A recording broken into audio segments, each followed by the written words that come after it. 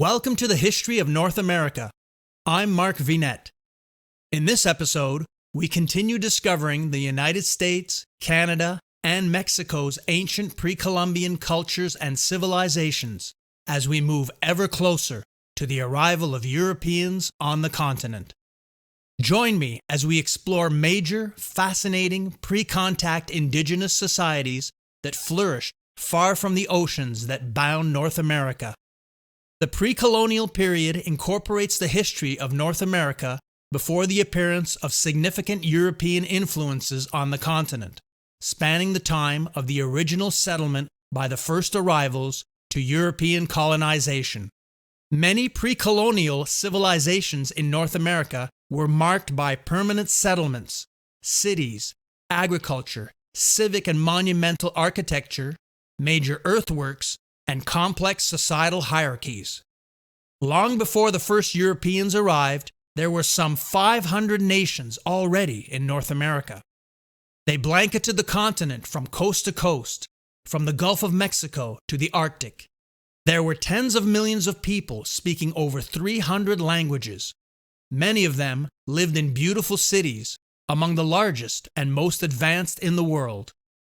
The various indigenous cultures collectively termed Mound builders were prehistoric inhabitants of North America who, during a 5,000-year period, constructed various styles of earthen mounds for religious, ceremonial, burial, and elite residential purposes.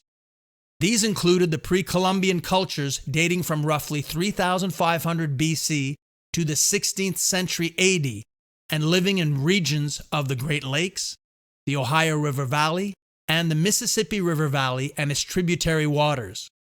Having yet to find evidence of any written language, research and study of these cultures and peoples has been based mostly on archaeology and anthropology. The Cahokia Mound State Historic Site lies in southwestern Illinois, directly across the Mississippi River from modern St. Louis, Missouri. This historic park contains about 80 mounds, including Monk's Mound, roughly the same size at its base as Egypt's Great Pyramid of Giza.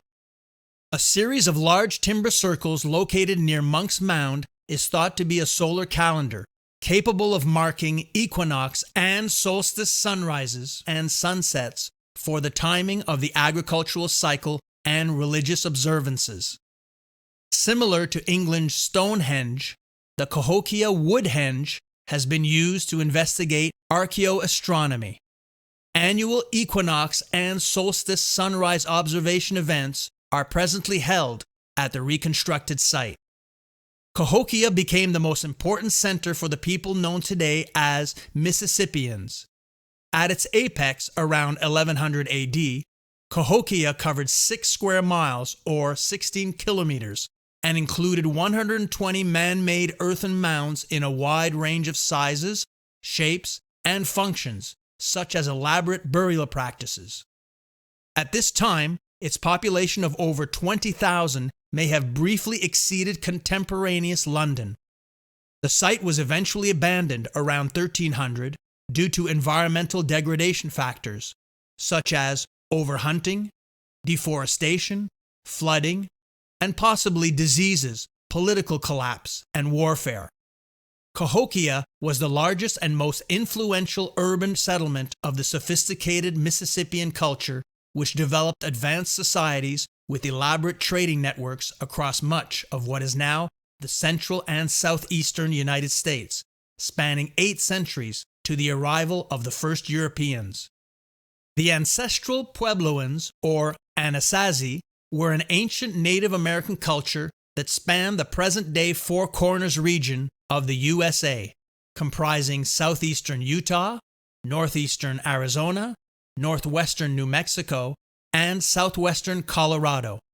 With roots dating back 9,000 years, they are best known for their immense complexes and unique architecture of 14 centuries ago. In their day, these ancient towns and cities were usually occupied by multi-storied and multi-purposed buildings surrounding open plazas and viewsheds. They were inhabited by hundreds to thousands of ancestral Pueblo peoples. These population complexes hosted cultural and civic events and infrastructure that supported a vast outlying region hundreds of miles away, linked by elaborate transportation roadways.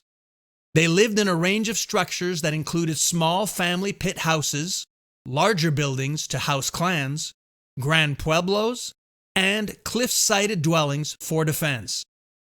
The ancestral Puebloans possessed a complex network that stretched across the Colorado Plateau, linking hundreds of communities and population centers. They were avid watchers of the sky and held a distinct knowledge of celestial sciences that found form in their architecture. Mesa Verde National Park is located in Montezuma County, Colorado, on a broad, elevated, flat plateau with cliff-like sides. The park protects some of the best preserved ancestral Puebloan architectural sites in the United States. With more than 5,000 sites, including 600 cliff dwellings, it is the largest archaeological preserve in the country. Mesa Verde is best known for structures such as Cliff Palace, arranged so that the houses themselves formed a defensive wall. It is thought to be the largest cliff dwelling in North America. The Mesa Verdeans mastered their environment and lived in harmony with the landscape.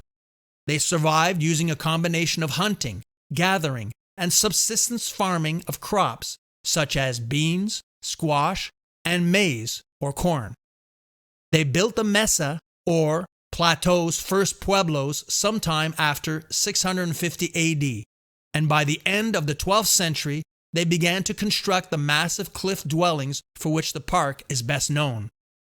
By 1285, following a period of social and environmental instability driven by a series of severe and prolonged droughts, they abandoned the area and moved south to locations in Arizona and New Mexico. Between AD 900 and 1150, Choco Canyon, located in northwestern New Mexico, was a major center of cultural and spirituality for the ancestral Puebloans. Chacoans quarried sandstone blocks and hauled timber from great distances, assembling 15 major Pueblo complexes that remained the largest buildings ever built in North America until the 19th century. Evidence of archaeoastronomy at Chaco suggests that many Chacoan buildings may have been aligned to capture the solar and lunar cycles, requiring generations of astronomical observations and centuries of skillfully coordinated construction.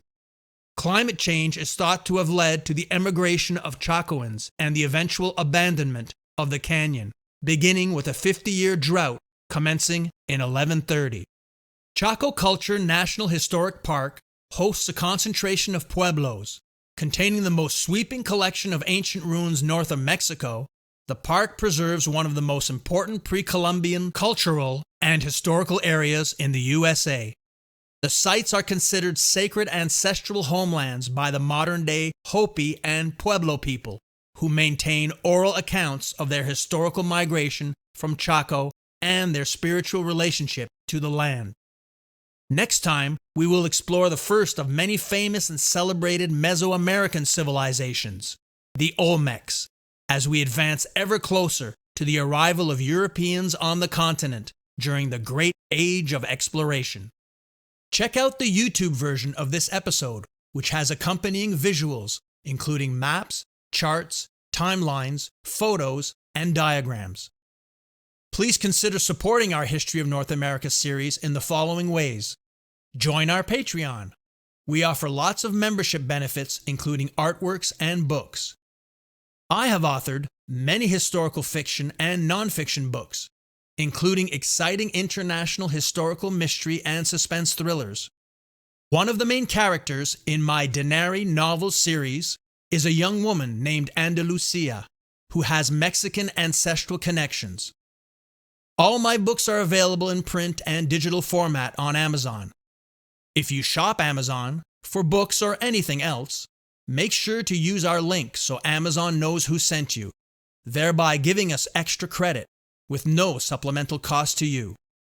All links appear in this episode's description and on our website at markvinet.com. Join me again next time and spread the word to family and friends. And don't forget, All positive ratings, reviews, feedback, and comments are appreciated and help attract more people to this series. I'm Mark Vinette, and I hope you enjoyed the listen.